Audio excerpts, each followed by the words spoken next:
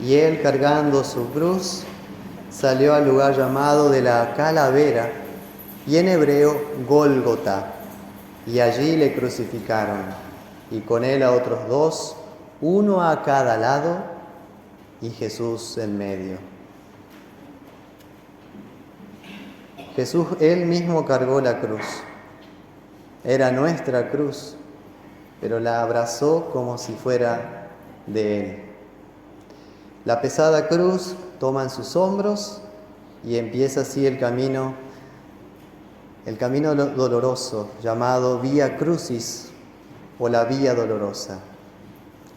Y a medida que avanza, Jesús siente un peso cada vez más grande.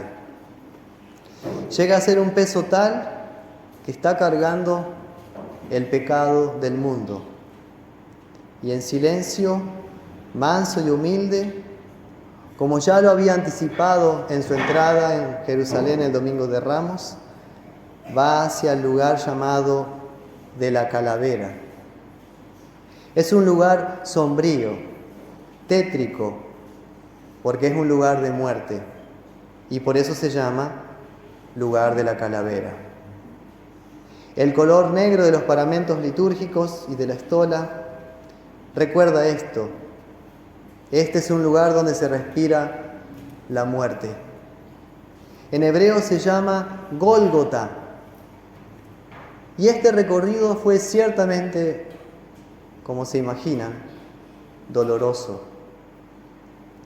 Porque Cristo ya estaba muy débil a causa de los azotes de los soldados. Así que cuando estos, al salir de la ciudad de Jerusalén rumbo al Gólgota, vieron a un hombre que venía de Cirene, que se llamaba Simón, lo obligaron a que llevase la cruz junto a Jesús. Condenado a muerte, Jesús es obligado a llevar al lugar de la crucifixión el propio madero en el cual él va a ser clavado. Sumando el palo vertical y el horizontal, tal vez representaba unos 20 kilos, llevado por 1 kilómetro, o sea, 1.300 pasos, entre el pretorio de Pilato y el monte Calvario. Era un lugar cerca, solo 10 cuadras, fuera de la ciudad, en una pequeña colina que tenía una apariencia de calavera.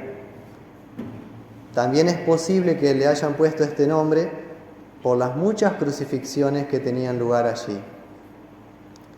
Y al llegar, allí lo crucificaron a Jesús, junto a otros dos, uno a su izquierda y otro a su derecha. Y en este método de ejecución se atravesaban las muñecas y los tobillos con pesados y afilados clavos de hierro de 20 centímetros de largo. Y solamente los clavos eran para los delincuentes más viles y los ofensores del Imperio Romano. Ellos merecían morir así, de manera lenta y en agonía, donde el crucificado se desangraba lentamente, donde su respiración se hacía cada vez más difícil y donde el propio cuerpo experimentaba un dolor extremo a causa de los brazos y de las piernas que colgaban, pendían de los clavos.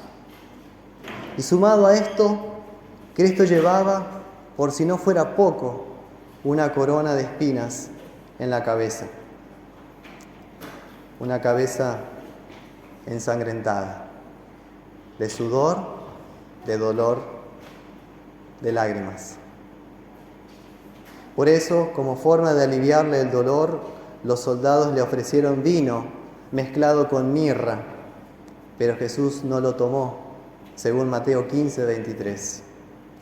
Y eran las 9 de la mañana cuando este calvario comenzó.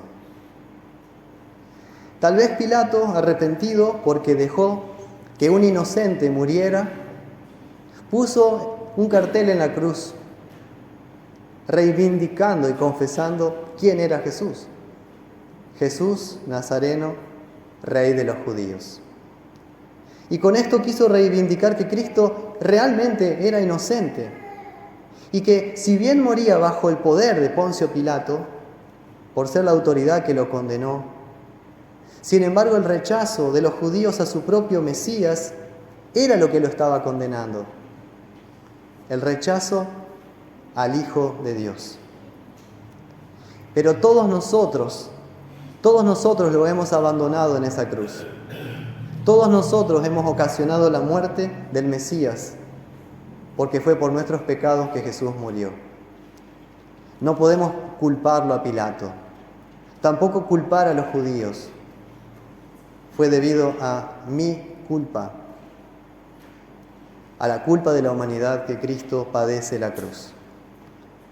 Soy yo el que cometí el crimen. Fue mi desobediencia la que, por el gran amor que me tiene, recayó sobre Él el juicio de Dios. Son mis delitos los que lo crucificaron, pero por el gran amor que te tiene, la condenación fue sobre Él y no sobre ti. Así Cristo aceptó nuestro lugar en la cruz. Y Él me salvó de algo que incluso no alcanzo a comprender plenamente, en toda su dimensión. Por eso no nos basta la vida para meditar en la pasión de Cristo. ¿De qué me salvó? De la gravedad de mi pecado delante de Dios. Un pecado que es tan horrible, tan repugnante, tan horroroso, que despertó la ofensa y el desagrado de un Dios que de por sí es paciente y misericordioso, que es puro amor. Pero mi pecado fue tan terrible que Dios se levantó en cólera terrible contra mi pecado y no soportó la maldad de mi pecado. Dios lo tenía que castigar con la muerte. Esta desobediencia del hombre trajo las múltiples consecuencias sobre la humanidad que ustedes ya saben.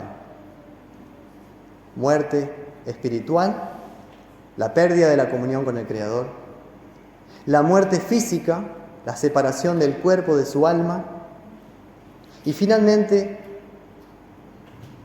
la muerte eterna llamada la segunda muerte, es decir, este castigo del alma desobediente e impía para siempre en un fuego que no se apaga, en un lugar del cual nunca más puede salir.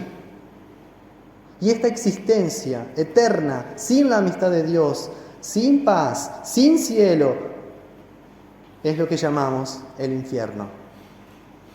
Y Cristo vino para salvarte de ese lugar de tormento.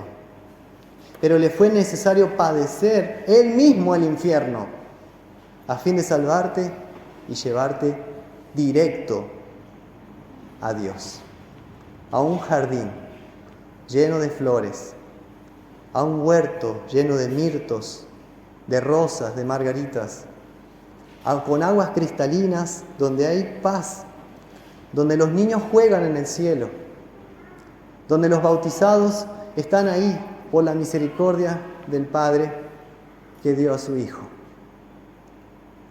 ¿Por qué digo estas cosas? Porque aquellos que intentan minimizar o incluso negar la verdad del pecado, de la muerte, de la ira justa de Dios y del infierno, están convirtiendo la pasión de Cristo en una nada, en algo vano y sin sentido, como si la muerte de Jesús no hubiera sido necesaria, tornando vana incluso la predicación de Cristo crucificado.